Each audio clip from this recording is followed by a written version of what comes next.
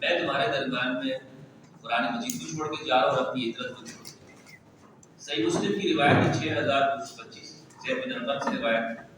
سنن ترمذی کی روایت 3786 جابر بن عبداللہ سے روایت اور 3788 ابو سلمہ سے روایت. ترمذی، ابن ماجہ اور صحیح مسلم کی حدیث و سبا ہے. اس حدیث میں آج ہم یہ دیکھیں اپنے موجودہ زمانے میں ہم یہ کہتے ہیں کہ مسلمان فلاں چیلنجز سے مسلمانوں کو دنیا بھر کے اندر مختلف مسائل کا سامنا ہے. اس مسائل کو حل کرنے کے لیے ہمارے ہاں کوششیں ہوتی ہیں، مختلف جماعتیں بنتی ہیں، لیکن پھر بھی ہم یہ دیکھتے ہیں کہ کوئی حل نہیں ہے. وہ جماعت در جماعت کے آگے کئی جماعتیں اس سے بنتی ہیں، کوئی پارٹیاں بن جاتی ہیں، کوئی نوجوان تشدد کا شکار ہو جاتے ہیں، لیکن مسئلے کا حل نظر نہیں ہے. مسئلے کا حل رسول اللہ نے دیا اور وہ یہ ہے کہ اپنے صحابہ کو بھی ضمانت دی کہ میرے صحابہ میرے بعد تو اس راستے پہ چلو. کون سا راستہ؟ قرآن اور اہل بیت کا راستہ. کبھی بھی گمراہ نہیں ہوگی. لن تضلوا بعدی ابدا، کتاب اللہ وعترتی اہل بیت. اور یہ دونوں قرآن اور اہل بیت روز کوثر تک ایک ساتھ چل کے آئیں گے. اب نوجوانوں بات یہ ہے کہ اگر ہم یہ دیکھتے ہیں تمام ہمارے فرقے جو ہیں اور جن سے میں خود نے اپنی زندگی اس میں گزاری ہے اور گزر رہی ہے، جنہیں ہم اہل سنت و جماعت کے دیوبندی بریلوی اہل حدیث مسلک کہتے ہیں، ان مدارس میں ہم پڑھتے ہیں. ہمیں جب ہم دیوبندی مدرسے میں ہوتے ہیں تو ہمیں یہ بتایا جاتا ہے کہ فلاں فلاں عقیدے رکھنے والے لوگ کیا ہے، گمراہ ہے، جنت میں نہیں جائیں گے، جنت میں صرف ہم جائیں گے. بریلوی میں جائیں تو وہاں پر بھی یہ دعویٰ ہے. لیکن اتنے عرصے ہم نے وہاں تعلیم حاصل کی، ہمیں اس حدیث سے روشناس نہیں کرا. اگر ہم یہ حدیث ہمارے دماغوں میں آ جائے تو اس کا نتیجہ یہ نکلے گا کہ ہمارے ذہن میں فرقے کی بجائے الوہیت کے جو عقیدے ہیں ان کے بجائے خالص ایمان آئے. مثلا آپ یہ دیکھیں، ایک بات میں کرتا ہوں، قرآن مجید میں پورے قرآن نے کیا عقیدے کے لفظ کو ڈسکس کیا ہے. قرآن کیا کہتا ہے؟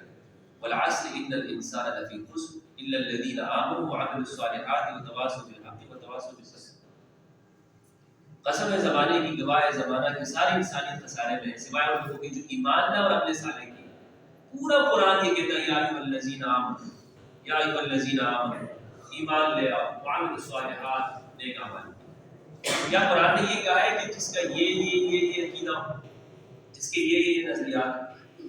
لیکن ہمارا جو مذہبی طبقہ ہے وہ ہمیں ایمان کے بجائے اپنے جو بنائے ہوئے خیالات ہیں وہ پیش کرتا ہے. ایمان کی اگر بات کی جائے تو سنی شیعہ کا مسئلہ ہی نہیں ہوگا. سنی بھی اسی پر متفق ہے، شیعہ کے نزدیک بھی وہی ایمانیات، ایمان کی بات. لیکن عقائد بنائے، اور عقائد کیوں بنائے گئے؟ جسے آج ہوتا ہے، مثال کے طور پر ہمارے ہاں کہتے ہیں کہ یہ فلاں پارٹی کا آدمی ہے، اس کی پہچان یہ ہے کہ اس کا ایک نظریہ مینوفیسٹو سیاسی جماعت نے دیا.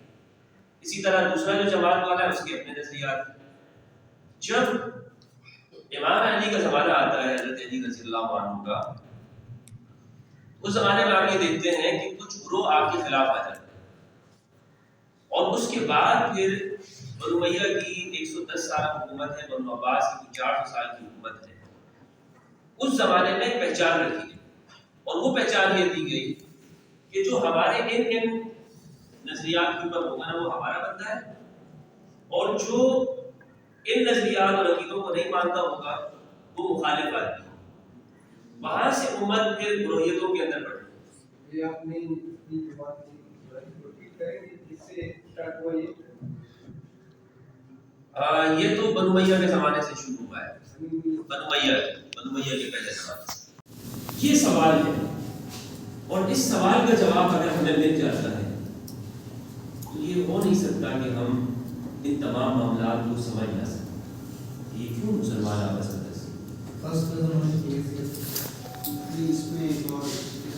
یہ میں سوال آپ کی ہو رہے ہیں مولانا صاحب. مفتی صاحب جی آگے بولا کہ حضور پاک صلی اللہ علیہ وسلم نے جب حضرت علی کا بلند کیا تو ان کو مولا فاض علی المولا اس سے یہ ثابت ہوتا ہے کہ حضور پاک صلی اللہ علیہ وسلم کے بعد اگر کوئی نبی ہوتا تو حضرت علی ہوتا. نبی نہیں. روایت ہے بخاری کی، صحیح بخاری کی روایت ہے اور صحیح مسلم کے اندر ہے 6228. خود رسول اللہ نے ارشاد فرمایا، اور ایک طویل روایت ہے، اس کو آپ پڑھیے گا آپ کو لطف آئے گا، یہ بہت بہترین روایت. ساتھ میں نبی وقاص کو معاویہ بن ابی سفیان کہتے ہیں کہ آپ علی کو سب کیوں نہیں کرتے. جی آیت نمبر کیا بولے؟ حدیث نمبر ہے 6228 6228. اس میں سب یہی جی سب برا کہنا، گالی دینا، شتم کرنا. اس میں ساتھ نبی وقاص کہتے ہیں کہ بھائی علی کا ایک ایسی خصوصیت ہے کہ اگر میں اسے وہ مجھے مل جائے، تین خصوصیات ذکر کرتے ہیں، اگر ایک بھی مجھے مل جائے تو میرے لیے دنیا باقیہ سے بہتر ہوگی. ایک بات یہ ہے کہ علی جب تبوک میں پیچھے رہ گئے تو رسول اللہ نے کہا کہ علی، رسول اللہ نے سے پوچھا یا رسول اللہ آپ مجھے پیچھے کیوں چھوڑ کے جا رہے ہیں؟ تو رسول اللہ نے کہا کہ اما ترضى ان تكون مني بمنزلة هارون من موسى الا انه لا نبي بعد.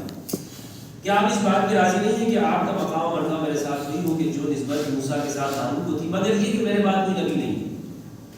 تو یہ تو رسول اللہ نے واضح لفظوں میں کہا، آپ اس سے سمجھنے کی بات نہیں کہ میرے بعد اگر کوئی نبی ہو تو وہ آپ کہیں، یعنی مقام و مرتبہ یہی جو ہارون کے ساتھ نسبت، جو ہارون کی نسبت موسیٰ کے ساتھ ہے. رسول اللہ نے صاف لفظوں میں کہا ہے کہ لیکن میرے بعد کوئی نبی نہیں. مولانا صاحب ایک سوال ہے اہل سنت کے حوالے سے، حالانکہ میں بھی اس سے ایک ہی فرقے ہیں، حنفی کے فالوور ہیں. تو اہل سنت کے نزدیک ہمارا